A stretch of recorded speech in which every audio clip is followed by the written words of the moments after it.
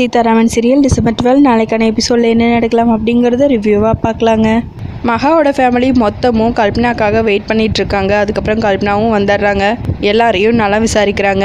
சீதா கிட்ட மட்டும் உனக்கு இன்னும் டிவோர்ஸ் ஆகலையா அப்படின்னு சொல்லி கேட்கவும் சீதா பயங்கரமாக டென்ஷன் ஆகுறாங்க.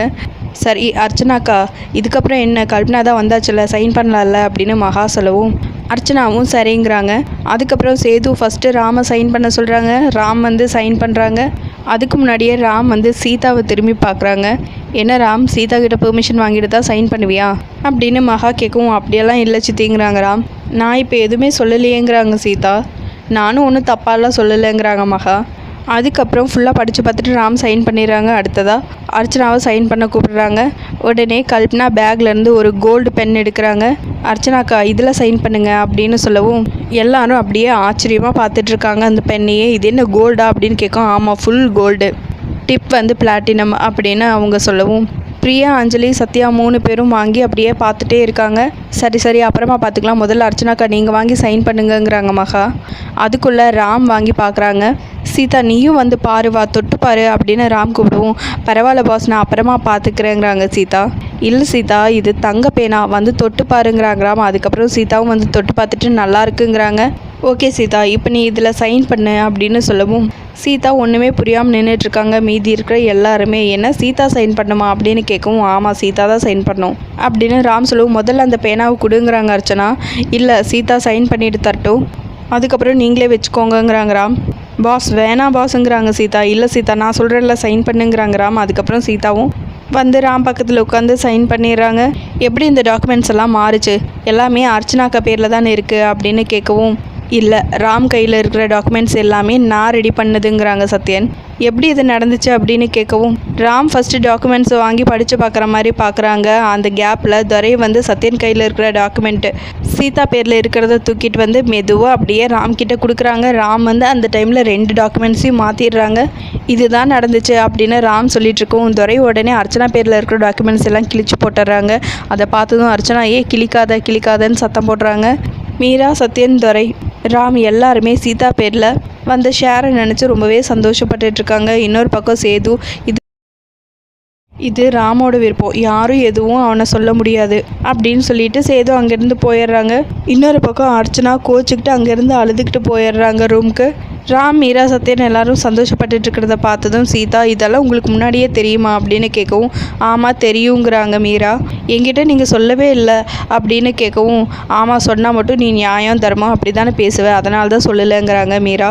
இன்னொரு பக்கம் அர்ச்சனா அழுதுட்ருக்காங்க. அவங்கக்கிட்ட அவங்களோட 3 பொண்ணுங்களும் போய் சமாதானப்படுத்துகிறாங்க. பின்னாடியே சுபாஷும் போகிறாங்க. ப்ளீஸ் சித்தி அழாதீங்க அப்படின்னு சொல்லிட்டுருக்கோம். கரெக்டாக கல்பனா வந்து டோர்கிட்ட நிற்கிறாங்க. இது எல்லாத்துக்கும் காரணம் மகாவாக தான் இருக்கணும். கண்டிப்பாக மகா சொல்லாமல் ராம் இந்த மாதிரி வேலையை செஞ்சுருக்க மாட்டான் அப்படின்னு சொல்லிகிட்ருக்கோம். மகா சித்தி அப்படிப்பட்ட ஆள் கிடையாது. அவங்க எதாக இருந்தாலும் நேரடியாக தான் பேசுவாங்க, இந்த மாதிரியெல்லாம் பண்ண மாட்டாங்க, அவங்க சிங்கம் மாதிரி அப்படின்னு சத்யா, அஞ்சலி 2 பேரும் சொல்லிகிட்டு இருக்காங்க. இன்னொரு பக்கம் பிரியா அந்த தையல்காரி வேலையாக தான் இருக்கும், அவங்க கோயிலுக்கு போனாங்களா அங்கே தான் எங்கேயோ என்னமோ நடந்திருக்கு அப்படின்னு சொல்லிகிட்ருக்கோம். சரி அப்போ மகாவுக்கு தெரியாமல் இந்த வீட்டில் எந்த விஷயமும் நடக்காதுன்னு சொல்லுவீங்கள, அப்போ ராம் சைன் பண்ண போகிற விஷயம் மட்டும் எப்படி மகாவுக்கு தெரியாமல் இருந்திருக்கும் அப்படின்னு கல்பனா கேட்டுருக்கோம். கரெக்டாக மகா வந்துடுறாங்க.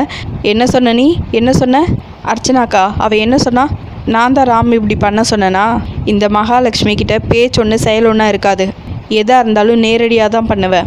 அர்ச்சனாக்கா பேரில் ஷேரை மாற்றுறதுக்கு நான் தான் ஆடிட்டர்ஸை எல்லாமே ரெடி பண்ணி எடுத்துகிட்டு வர சொன்னேன், நான் எப்படி அப்படி பண்ணுவேன் அப்படின்னு மகா சொல்லிகிட்ருக்கவும் அப்படின்னா உங்களே கேட்காம எதுவுமே ராம் பண்ண மாட்டேன்னு சொல்லுவீங்களா, அப்போ இது மட்டும் எப்படி நடந்துச்சு அப்படின்னு கல்பனா கேட்டுட்ருக்கவும் ஆமாம் எனக்கு தெரியாமல் எதுவுமே நடக்காது, அதுவும் அந்த தையல்காரி கம்பெனியில் ஷேர் ஹோல்டரா, என்னால் யோசிச்சு கூட பார்க்க முடியல, அவளை நினச்சாலே எனக்கு கோவமாக வருது, அவளை எப்படா இந்த வீட்டை விட்டு துரத்தி அடிக்கலான் இருக்கேன்.